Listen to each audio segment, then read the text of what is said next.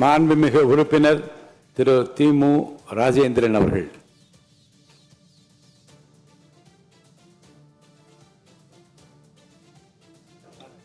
மாண்புமிகு பேரவைத் தலைவர் அவர்களே,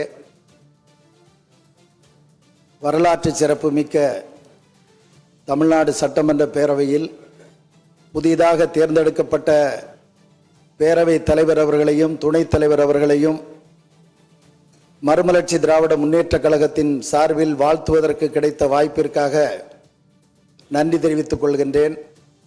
மாண்புமிகு பேரவைத் தலைவர் அவர்கள் மக்கள் திலகம் எம்ஜிஆர் அவர்களால் வார்ப்பிக்கப்பட்ட அவரது தலகர்த்தர்களிலே ஒருவர் என்பதை திராவிட இயக்க அரசியலிலே மாணவராக வளர்ந்தபோது நான் அறிந்திருக்கின்றேன்.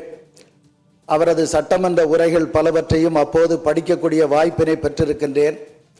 இந்த சபையை அலங்கரிக்கின்றவர்கள் பலர் இளைஞர்களாக இருந்தாலும் கூட சட்டமன்றத்தை நடத்துவதற்கு முதிய அனுபவமும் அதற்கேற்ற பக்குவமும் வேண்டும் என்கிற அந்த அடிப்படையில் பேரவைத் தலைவரை தேர்வு செய்திருக்கின்ற புதிய தமிழ்நாடு அரசுக்கு, அதனுடைய முதலமைச்சர் அவர்களுக்கு எனது பாராட்டையும் நன்றியையும் தெரிவித்துக் கொள்கின்றேன்.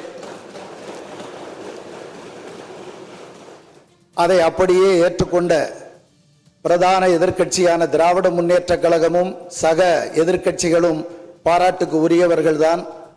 ஐயா மாண்புமிகு பேரவைத் தலைவர் அவர்களே, வள்ளுவர் சொல்லுகிறார், யாகாவாராயினும் நாகாக்க என்று வள்ளுவர் சொல்லுகிற அதே நேரத்தில் இடிப்பாறை இல்லா ஏமரா மன்னன் கெடுப்பார் இல்லானும் கெடும் என்பதையும் அவரே குறிப்பிடுகிறார்.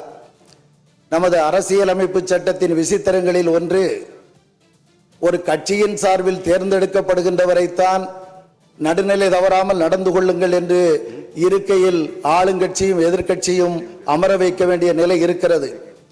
அதை அரசியல் சட்டத்தினுடைய விசித்திரமாக கருதாமல் அன்றைக்கு அதை எழுதியவர்கள் நல்ல நோக்கத்தில் தான் எழுதி வைத்திருக்கிறார்கள் என்பதை கவனத்தில் கொண்டு எதிர்க்கட்சியிலே இருக்கின்றவர்கள் எல்லாம் எடுத்து பேசுவதை சுட்டிக்காட்டுகின்ற குறைகளை இடித்துரைப்பதாக கருதிவிடாமல் உங்கள் கவனத்திற்கு கொண்டு வருவதற்குத்தான் அதை சொல்லுகிறோம் என்கிற அடிப்படையில் ஆளும் கட்சியினர் ஏற்றுக்கொள்ளத்தக்க அந்த பக்குவத்தை மாண்புமிகு பேரவைத் தலைவர் அவர்களே எங்களுக்கு நீங்கள் உருவாக்கி தர வேண்டும் என்று அன்போடு கேட்டுக்கொள்கின்றேன். நீங்கள் நல்ல முதிர்ச்சியோடு இந்த கடமையை செய்வீர்கள் என்பது எங்களுக்கு உணர முடிகிறது. அதே நேரத்தில் இளைஞர்களுக்கு வாய்ப்பை விட்டுக் கொடுக்க முடியாது என்கிற அந்த அடிப்படையில் இளைய வயதில் ஒரு பேரவை துணைத் தலைவரையும் அமர்த்தி முதியவர்களையும் இளைஞர்களையும் ஒரு சேர நீங்கள் உருவாக்கி இருப்பது ஒரு நம்பிக்கையை தருகின்றது.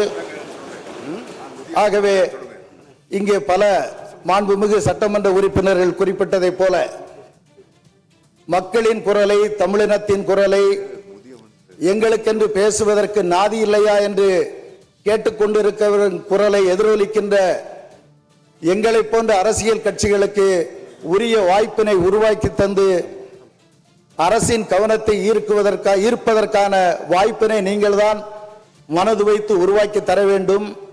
எதிர்க்கட்சி என்பது சோறு இல்லாத அகப்பையை போன்றது, ஆளுங்கட்சி என்பது சோறு நிறைந்திருக்கின்ற அகப்பையை போன்றது. எதிர்க்கட்சிகள் நாங்கள் வெறும் அகப்பையில் எப்படி வேண்டுமானாலும் சுழற்றுவோம். ஆளுங்கட்சி வரிசையிலே இருக்கின்றவர்கள் சோறு அகப்பையிலே இருப்பதால் பக்குவமாத்தான் சுழற்ற வேண்டி இருக்கும். ஆகவே அதற்கேற்ற முறையில் எங்களுக்கு வாய்ப்பினை நீங்கள் தர வேண்டும் என்று கேட்டு, இந்திய நாடாளுமன்றத்தில் தமிழனின் குரலாக எதிரொலித்த தலைவர் வைகோ அவர்கள் சார்பில், இயக்கத்தின் இளைய தலைவர், தமிழ்நாடு அரசியல் களம் கவனிக்கின்ற துரை வைகோ எம்பி அவர்கள் சார்பில், மறுமலர்ச்சி திராவிட முன்னேற்ற கழகத்தின் சார்பில் உளமாற மனதார வாழ்த்துகிறேன். வணக்கம்.